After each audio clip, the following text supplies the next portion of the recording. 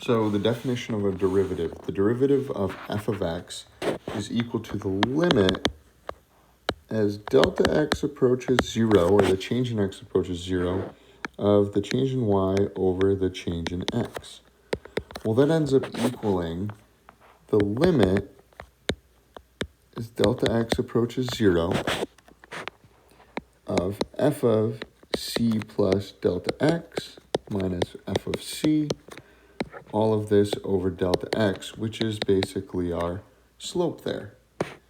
So basically any line that passes through c comma f of c with the slope m is tangent to the graph of f at point c comma f of c.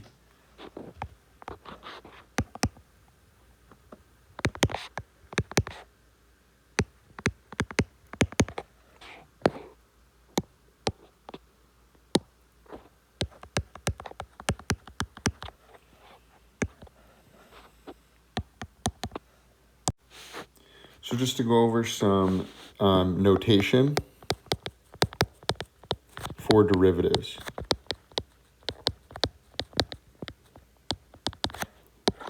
So we've got f prime of x. That's one of the ways to do it. We could say dy dx, and that's how it's pronounced, or dy over dx. We could also call it y prime. We could do the derivative with respect to x of f of x. In the last one, it's it's derivative with respect to x of the function y.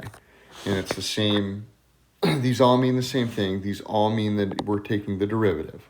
The most common ones that we're going to see are probably f prime of x, dy dx, and y prime, with the other ones being a little less common, but you still need to know them. So we're going to go ahead and we're going to use the definition of derivative to find f prime of x for f of x is equal to 2 minus x squared. So let's start off by writing down this definition. F prime of x is equal to the limit as delta x approaches 0 of f of x plus delta x minus f of x all over delta x. The reason why we're using x here instead of c is because it's not at a point c, it's for the function f of x. So this should start to look pretty familiar for you, and what we're going to do is we're just going to change this up now to the limit delta x approaches 0, and we're going to plug in these values for x. So for the top one, it's 2 minus x plus delta x squared minus 2 minus x squared, all of this over delta x.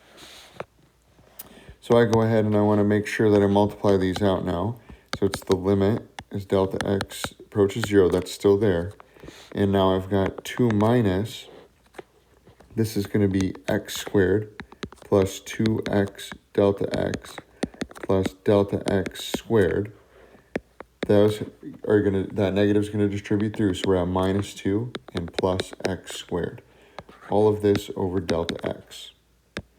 So take the pieces and cancel them out. So these 2's are going to get rid of each other, the positive x squared and the negative x squared, and we're left with only values that have delta x remaining. So we've got the limit as delta x approaches 0 of, I'm going to factor out a delta x here, so it's delta x of 2x, and then a delta x over here, all of this over delta x.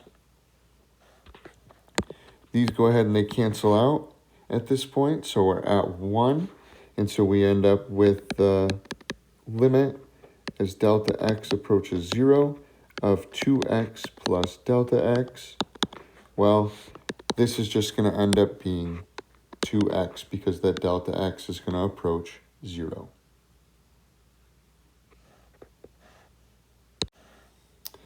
And hopefully you all were able to catch this, but I made a mistake. So what happened here is I was supposed to actually have a negative in front of this and this, because the negative comes after I foiled this all through, after I multiplied this out. So really this should come down to a negative 2x and a negative delta x, and it should be negative there, and our answer should be a negative 2x. So make sure you have that done correctly. It's easy to make that mistake.